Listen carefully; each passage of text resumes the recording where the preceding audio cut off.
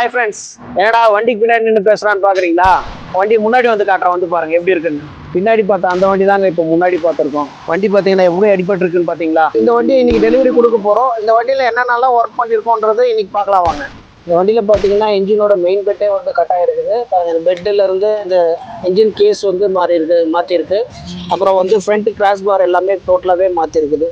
அப்ராண்ட் வரைக்கும் வேலை செஞ்ச வண்டி. சென்டர் கிராஸ் பார் அப்ராண்ட் அடிபட்டு இருந்தனால லெஃப்ட் சைடு வீல் ஃபுல்லாகவே உள்ளே போயிட்டு இருந்தது. இப்போ வந்து கரெக்டாக வந்து அலைன்மெண்ட் பண்ணி வச்சிருக்கு.